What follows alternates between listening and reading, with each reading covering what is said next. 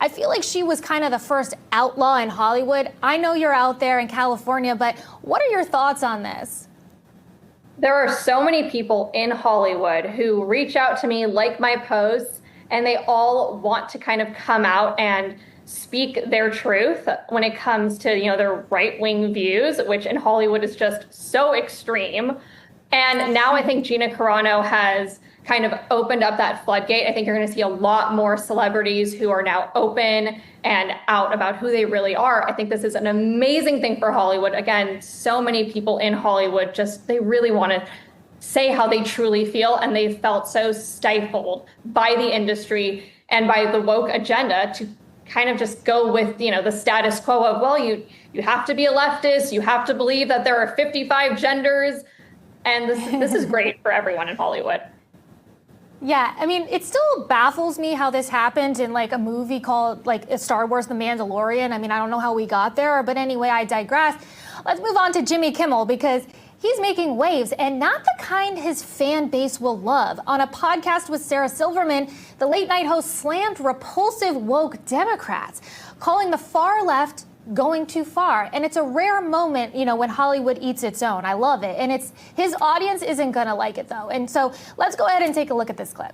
It's not the party. It's not the majority. It's the loud voices that scare people from saying what they believe and make you think twice about a joke or whatever, these things. And, a lot of their points are valid, but a lot of them are also just repulsive. And I mean, they repel people from, they go like, oh, you're no fun. I don't want to be around you. And I think that if you had to boil it down to like one thing, that's kind of what it is. It's like, oh, you're no fun. I don't want to be part of your group.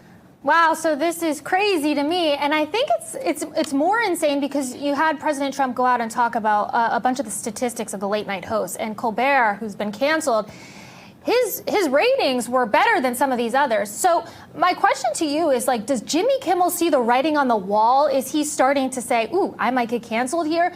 What's going on? Because this is clearly not his normal shtick. No, I think Jimmy Kimmel is seeing what happened with Colbert. He's seeing what happened with Howard Stern. He's seeing what's probably going to happen with The View. And he is trying to save face. He wants to really make sure that he is not out of a job. He's seeing the way America is now shifting, especially after, the Sydney Sweeney ad, and seeing how the sales skyrocketed for American Eagle. He's seeing how the ratings went up when Gutfeld was on. Well, it was on his show, right? Very good point. Yeah, he's really trying to save face. Yeah, I agree. And the Gutfeld thing, too, I saw that the other day, and I was like, well, they're trying to do something here. I guess they're old friends, but we'll see. But moving on to another movie hero star, I want to talk about Dean Cain. So he's obviously best known as TV Superman. He's just announced that he's joining ICE. Let's take a look. So now I've spoken with some officials over at ICE, and I will be sworn in as an ICE agent ASAP. So they'll have 80,001 recruits for their 10,000 positions. Well, they can't have a better guy than Dean Cain. Are you going to be hopping out of ICE fans and apprehending guys? I will do whatever Director Lyons wants me to do. If that's what it takes, absolutely. I somehow doubt I'll be in that position, but I would be there in a heartbeat. These brave men and women need someone to stand up for them. So rarely, these days are we seeing that. Someone like Daniel Penny stands up, he gets vilified. Dan Bongino steps up, gives up $5 million a year, and goes and takes his position at the FBI. This is the kind of thing where people have to step up. I'm stepping up. Hopefully, a whole bunch of other former officers, former ICE agents will step up, and we'll meet those recruitment goals immediately, and we'll help protect this country. All right, so he says he'll be sworn in ASAP, and he's urging other Americans to serve their country as well. This move comes days after DHS Secretary Kristi Noem called on citizens to get involved. So Cain's decision is already making waves in Hollywood and politics. I want to say, obviously, I love this. He's getting ready to save America, very on brand for him. This is very MAGA coded. But what are your thoughts on this and him coming forward saying that he's joining ICE? Again, I think it's just the shift that we're now seeing in Hollywood, in America. I think people really want to take America back. We have seen it be destroyed for the past 4 years. Living in Los Angeles, growing up there, I've seen it get so bad. It used to be a wonderful, amazing place, and now it's crime-ridden. It's very difficult to be around, and we are sick of it. So I think this is another great move for Hollywood. I think it's going to bring more people out and be less afraid to be their own superheroes or America's superheroes. Absolutely. I couldn't have even written this script. It's so good, but here we are. So let's move on to something a little bit more weird. All right, so Instagram just launched a new feature called Instagram Maps, and I know you've seen this. So it lets users share their location in real time with friends. It's turned off by default, but it lets you hide your location from certain people or places. Meta says it's meant to help connect friends, but privacy advocates obviously are sounding the alarm.